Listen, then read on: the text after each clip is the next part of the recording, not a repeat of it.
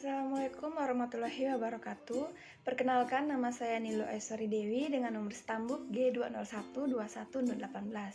Di video kali ini saya akan membahas materi tentang mata kuliah pendidikan karakter dan anti korupsi. Baiklah, langsung saja. Yang pertama, pengertian dari korupsi. Korupsi berasal dari bahasa Latin corruptio atau corruptus, yang kemudian dikatakan bahwa corruptio berasal dari bahasa Latin yang lebih tua, yaitu corrumpere. Secara harfiah, korupsi adalah kebusukan, keburukan, kebejatan, ketidakjujuran, dapat disuap, tidak bermoral, dan penyimpangan dari kesucian. Dengan demikian, korupsi adalah sesuatu yang busuk, jahat, dan merusak. Dengan demikian, korupsi dapat diartikan sebagai perbuatan menyangkut sesuatu yang bersifat amoral. Sifat dan keadaan yang busuk menyangkut jabatan instansi atau aparatur pemerintah, penyelewengan kekuasaan dalam jabatan karena pemberian, menyangkut faktor ekonomi dan politik, serta penempatan keluarga atau golongan ke dalam kedinasan di bawah kekuasaan jabatan. Jenis-jenis korupsi. Yang pertama, penyuapan. Kedua, penggelapan atau pencurian. Ketiga, penipuan. 4, pemerasan. 5, favoritisme. Yang pertama, penyuapan. Penyuapan adalah pembayaran dalam bentuk uang atau sejenisnya yang diberikan atau diambil dalam hubungan korupsi. Dengan demikian, dalam konteks penyuapan, korupsi adalah tindakan membayar atau menerima suap. Yang kedua, penggelapan atau pencurian. Penggelapan atau pencurian merupakan tindakan kejahatan menggelapkan atau mencuri uang rakyat yang dilakukan oleh pegawai pemerintah, pegawai sektor swasta, atau aparat birokrasi. Yang ketiga, penipuan. Penipuan atau fraud dapat didefinisikan sebagai kejahatan ekonomi berwujud kebohongan, penipuan, dan perilaku tidak jujur. Jenis korupsi ini merupakan kejahatan ekonomi yang terorganisir dan biasanya melibatkan pejabat. Keempat, pemerasan. Korupsi dalam bentuk pemerasan merupakan jenis korupsi yang melibatkan aparat dengan melakukan pemaksaan untuk mendapatkan keuntungan sebagai imbal jasa pelayanan yang diberikan. Pada umumnya, pemerasan dilakukan from above, yaitu dilakukan oleh aparat pemberi layanan terhadap warga. Kelima, favoritisme. Favoritisme dikenal juga dengan pilih kasih, merupakan tindak penyalahgunaan kekuasaan yang melibatkan tindak privatisasi sumber daya. Selanjutnya ada dampak korupsi. Yang pertama, dampak korupsi di bidang ekonomi, yaitu menurunnya produktivitas, menurunnya pendapatan negara dari pajak, meningkatkan utang negara, menurunnya pertumbuhan ekonomi dan investasi, rendahnya kualitas barang dan jasa, menambah beban dalam transaksi ekonomi, ketimpangan pendapatan, dan yang terakhir yaitu meningkatkan kemiskinan.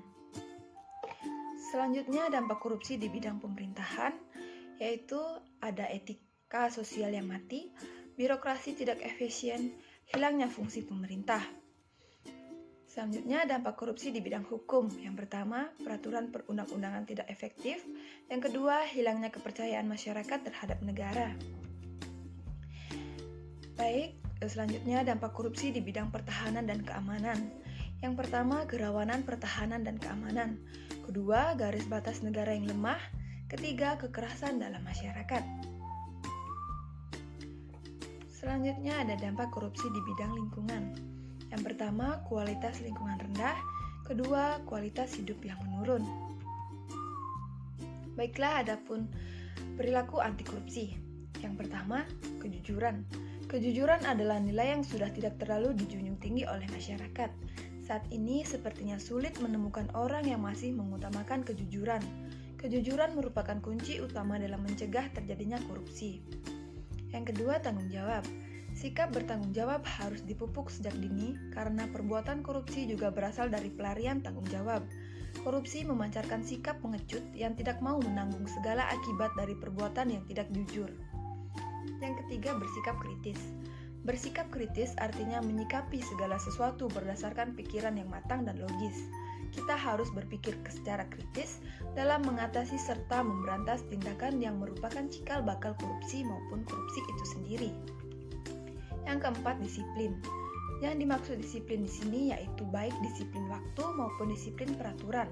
Tanpa kedisiplinan memungkinkan semua urusan tercampur adukan kemudian mudah sekali untuk mendorong kepada penyelewengan. Yang terakhir yaitu kerja keras. Sebagian besar orang yang meraih kesuksesan masa kini adalah mereka yang bekerja dengan sungguh-sungguh di masa lalu. Para pekerja keras adalah mereka yang kuat, gigih, memiliki usaha yang sungguh-sungguh, memiliki obsesi dan mimpi, serta tabah dalam menghadapi ujian. Orang sukses adalah mereka yang sering menerima kegagalan, namun berhasil bangkit setiap menghadapi kegagalan. Selanjutnya ada pun nilai-nilai anti korupsi. Yang pertama, nilai jujur. Jujur adalah sikap dan perilaku yang mencerminkan perpaduan antara pengetahuan, perkataan, dan perbuatan. Jujur berarti mengetahui apa yang benar, mengatakan dan melakukan apa yang benar.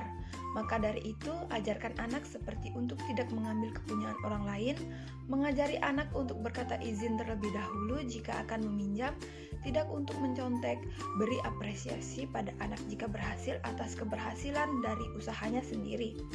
Ajari anak selalu berkata jujur dengan membiasakan anak berkata secara terbuka. Dengan diajarkan begitu, sejak dini anak akan terbiasa dengan kejujuran pada dirinya. Yang kedua, nilai disiplin. Disiplin adalah kebiasaan dan tindakan yang konsisten terhadap segala bentuk peraturan atau tata tertib yang berlaku. Disiplin berarti patuh pada aturan. Contohnya, sederhananya ajarkan kebiasaan untuk tepat waktu, membuang sampah pada tempatnya, mengikuti peraturan yang berlaku di rumah, lingkungan, atau sekolah. Kuncinya adalah selalu konsisten. Yang ketiga, nilai tanggung jawab. Tanggung jawab adalah sikap dan perilaku seseorang dalam melaksanakan tugas dan kewajibannya, baik yang berkaitan dengan diri sendiri, sosial, masyarakat, bangsa, negara, maupun agama. Ajari anak tentang konsekuensi apa yang diperbuat. Contohnya, jika anak menumpahkan minuman, maka ajarkan anak mengelapnya. Beri dukungan atas apa yang ditugaskan pada anak, seperti membereskan sendiri tempat tidur. Yang keempat, nilai adil. Adil berarti perlakuan yang sama untuk semua tanpa membeda-bedakan berdasarkan golongan atau kelas tertentu. Ajarkan konsep adil sesuai usia dan ajarkan anak berbagi dengan sesama. Berikan ajaran pada anak bahwa setiap orang punya hak dan kewajiban sama yang harus diperlakukan dengan setara. 5. Nilai berani. Berani adalah hati yang mantap, rasa percaya diri yang besar dalam menghadapi ancaman atau hal yang dianggap sebagai bahaya dan kesulitan. Berani berarti tidak takut atau gentar. Keberanian dan kepercayaan pada diri anak dapat dibangun dengan membiarkan anak bereksplorasi dan belajar dari kesalahannya. Tanamkan nilai moral dan ajak anak melakukan apa yang diyakininya sesuatu yang benar sejak dini, seperti membela teman yang dibuli, berani menegur teman yang membuang sampah sembarangan. Yang keenam, nilai peduli. Peduli adalah sikap dan tindakan memperhatikan dan menghiraukan orang lain, masyarakat yang membutuhkan, dan lingkungan sekitar. Tanamkan empati pada anak sejak kecil dan tunjukkan bagaimana cara menunjukkan kepedulian itu secara sederhana, seperti menghibur teman yang sedang sedih, menolong kucing yang terjebak atau sakit, berbagi makanan dengan teman yang tidak membawa bekal. Yang ketujuh, ada nilai kerja keras. Nilai kerja keras yaitu sungguh-sungguh berusaha ketika menyelesaikan berbagai tugas atau amanah dan dilaksanakan dengan sebaik-baiknya. Kerja keras berarti pantang menyerah dan terus berjuang. Contohnya, jika anak menghadapi masalah, jangan langsung dibantu. Beri kepercayaan dan dukungan bahwa ia mampu menghadapi masalahnya sendiri. Biasakan anak tidak untuk mengambil jalan pintas. Misalnya, jika ingin nilai bagus, harus belajar, bukan mencontek. Yang kedelapan, nilai kerjasama. Kerjasama dapat diartikan sebagai suatu bentuk usaha bersama antara individu ataupun kelompok untuk mencapai tujuan bersama. Berikan contoh saat di rumah atau sekolah. Bisa bekerja sama saat bermain atau menyelesaikan proyek. Saat merapikan mainan, perlihatkan kepada anak bahwa dengan kerjasama pekerjaan akan lebih cepat selesai dan hasilnya lebih bagus. 9. Nilai sederhana. Sederhana adalah bersahaja. Sederhana berarti menggunakan sesuatu secukupnya dan tidak berlebihan. Ajarkan anak merasa cukup atas apa yang dimiliki. Setiap anak akan meminta sesuatu yang sudah dimiliki. Kasih pengertian bahwa sudah memilikinya di rumah. Ajarkan membiasakan membeli sesuatu dengan kebutuhan, bukan kemauan. Baiklah, selanjutnya ada landasan yuridis anti korupsi. Bahwa tindak pidana korupsi yang selama ini terjadi tidak hanya merugikan keuangan negara, tetapi juga merupakan pelanggaran terhadap hak-hak sosial dan ekonomi masyarakat secara luas, sehingga tindak pidana korupsi perlu digolongkan sebagai kejahatan yang pemberantasannya harus dilakukan secara luar biasa.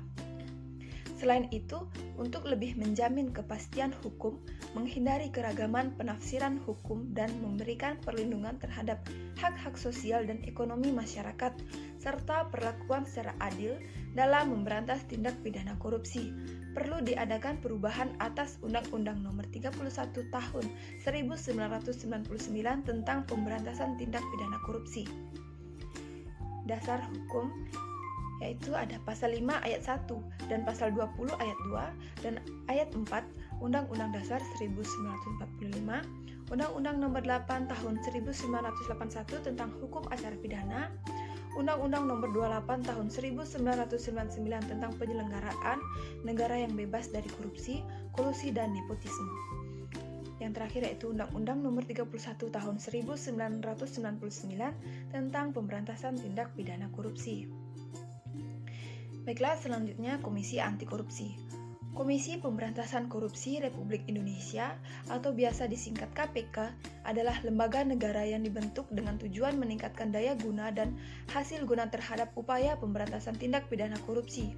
KPK bersifat independen dan bebas dari pengaruh kekuasaan manapun dalam melaksanakan tugas dan wewenangnya. Komisi ini didirikan berdasarkan kepada Undang-Undang Republik Indonesia Nomor 30 Tahun 2002 mengenai Komisi Pemberantasan Tindak Pidana Korupsi. Dalam pelaksanaan tugasnya, KPK berpedoman kepada 5 asas, yaitu kepastian hukum, keterbukaan, akuntabilitas, kepentingan umum, dan proporsionalitas.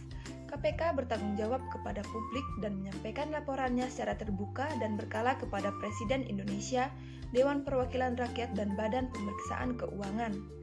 KPK dipimpin oleh pimpinan KPK yang terdiri atas 5 orang, seorang ketua merangkap anggota dan 4 orang wakil ketua merangkap anggota. Pimpinan KPK memegang jabatan selama 4 tahun dan dapat dipilih kembali hanya untuk sekali masa jabatan. Dalam pengambilan keputusan, pimpinan KPK bersifat kolektif, kolegial. Ketua KPK saat ini adalah Firly Bahuri yang menjabat sejak 20 Desember 2019.